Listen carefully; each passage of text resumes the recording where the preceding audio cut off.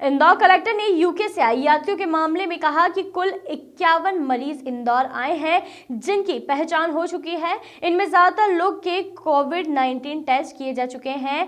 24 की रिपोर्ट आना अभी बाकी है। शेष रिपोर्ट प्राप्त हो चुकी है जिसमें अब तक 2 कोविड-19 पॉजिटिव आए हैं। कलेक्टर ने साफ किया, चूंकि अब यूके से फ्लाइट नहीं आ रही है इसलिए वायरस आने की संभावना कम है।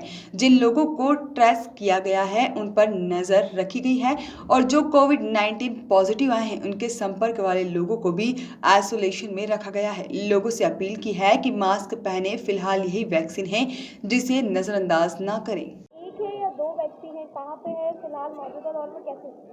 देखिए, कल एक और जो हमारी जो टोटल जो सैम्पलिंग हुई थी 68 सैंपल्स में से 32 की जो रिपोर्ट आई थी उसमें तो एक पॉजिटिव आया था। नेक्स्ट डे की जो रिपोर्ट आज हमें मॉर्निंग में मिली हुई उस रिपोर्ट में भी एक पॉजिटिव आया है। ये व्यक्ति यूके से आए थे, 6 दिसंबर को आए थे और इनके साथ में इनकी पत्नी और इनकी बच्ची भी थी 4 साल की। वो दोनों नेगेटिव हैं और पेशेंट भी हेल्दी है क्योंकि ये 6 दिसंबर को आए थे और अभी उनको कोई भी समस्या नहीं थी। वो अभी होम आइसोलेटेड हैं। साथ ही अन्य जो रिपोर्ट्स हैं अभी हम उनका वेट कर रहे हैं। बाकी जो रिपोर्ट्स आनी है, जो यूके के टोटल जो हमारे यहाँ पे जो फेच आउट हुए थे वो करीब 91 केसेस हमको मिले थे, जिनमें शुरुआत में जो हमें लिस्ट मिली थी 22 और 23 तारीख को मिला करके 163 की लिस्ट मिली थी।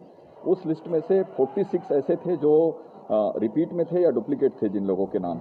उसके माइनस करने के बाद में हमारे पास में 4 और बढ़े। देवास के 2 केस हमारे को इंदौर आ गए थे जो ट्रेवल करके इंदौर में थे। साथ ही 2 ऐसे थे जो अपनी स्पाउस या उनकी जो डिटेल्स थी वो पीएनआर में ना होने के कारण टोटल हमारे पास 121 का डेटा हुआ। उस 121 के डेटा में से जब हमारी टीम ने वापस फेच आउट किया, जब वापस ट्रेसिंग की तो उसमें 16 लोग ऐसे मिले जो अन्य स्टेट या अदर कंट्रीज़ में जा चुके हैं।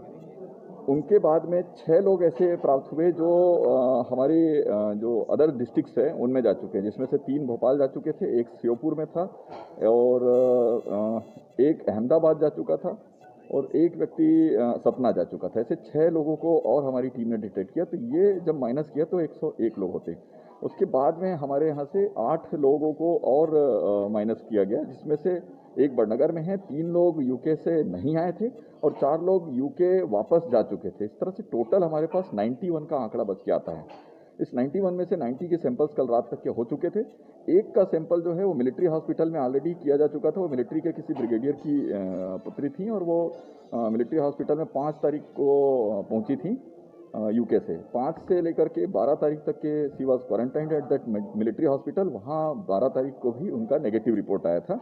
इस तरह से हमारे पास टोटल 91 जो केसेस हमको इंदौर में डिटेक्ट हुए, हमने 91 की सैंपलिंग कंप्लीट कर ली है। अब हम वेट कर रहे हैं जो कल के जो हमारे सैंपल्स हुए थे उनके रिपोर्ट्स का।